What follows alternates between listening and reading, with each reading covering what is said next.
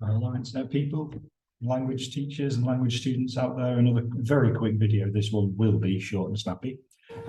Just giving you some feedback, some ideas on marking that I've been doing. Now, I preface this by saying I am using OneNote, so I don't know how effective that this would be without a digital element. Though I do have an idea at the end that I might share with you. But this young boy in my German class, Year 9 German, beginner's German, he's written a pretty decent text, to be honest. He's got one or two little things wrong, but he's got 9 out of 10. He's done very, very well with the main thing that we were focusing on, which was the vocabulary of family and pets, and also the ability to say, I have a tortoise, who is, which is, okay? So he's done that well. Now, I could get my little stars and I could write, Austin, this is a great piece of work, well done. I wanted to just give you a quick tip for getting, for impressing your SLT, but also actually giving some genuine feedback. You can speak far quicker than you can write. There's no conspiracy there, you just speak more than you write. There's obviously probably a philosophical, ethical wisdom lesson to be had there. Maybe we should think about more what we say, because when we write we have to think, and therefore we weigh our words a bit more. All I need to do is click on audio and it starts to record the audio. So this audio that's there, and pull it out, is actually currently what I'm saying to you on the video, so I'll delete that after. But I could say, hi Austin, you've written a really good piece of work here. What I really like the most is that you've got loads of good vocabulary, that you've spelt really correct, your spelling's brilliant throughout the piece of writing. You've written loads, you've put in lots of detail. And Austin can hear that, and the advantage, by the way, here, to be honest, teenage boys actually typically don't read what I write, but if I give them a little audio recording, they'll go back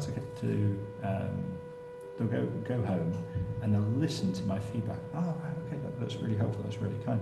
And I've just found the uptake of feedback from the boys that I teach far higher when I record stuff compared to when I write something. It's almost like it's invisible to them, unless I explicitly say, here is a feedback form, which I'm not going to do for every piece of homework. I'll do that for main assessments. And I've given him some feedback here. I don't know. We getting better there? There we go. So now everything is almost.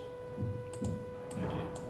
So you can see, that was unexpected. There we go, we're back to normal. But you can see, I hope, the advantage there. Maybe you've got 15, 20, 25 students you can go through, and you've already done the marking. Maybe, and this is also something that I would recommend you consider, if you're doing writing work, you could start the recording before you even go on to any marking with the pen, and talk through the piece of writing. So actually you've given 5 minutes maybe of feedback, and Austin in this case, he's going to follow along as I go through the text, and he's going to hear and he's going to listen. I can add in pieces of feedback, which means that yes, I am having to do some marking. I don't know of a way to erase that totally. The only other idea that I have, if it's a non-digital classroom, or there's no devices involved, is to sit the child next to you and show them, click record as you're having that conversation in the classroom, find a way to record yourself doing that so that there's evidence. If there isn't, that's the only way I know at the moment of being smart with your time and giving feedback in the lesson. If the other students, you're doing a non-teacher-led activity like a worksheet, take 2-3 minutes with each student if you can, to drastically cut down your marking time, and also give them some one-to-one time. And I know that's important because that's what students remember. Thoughts there.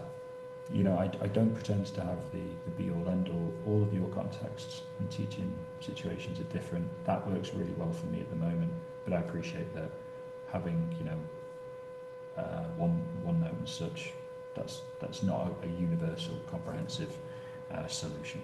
But I hope for those of you that might be of some help, and you haven't considered that, it's working really, really well for me. And I feel like that the feedback I'm giving to my students is far more personal and more meaningful. And as I say, take? You know, is it actually effective? It seems to be far more effective. So yeah, great. Hope you have a nice rest of the day. Bye bye.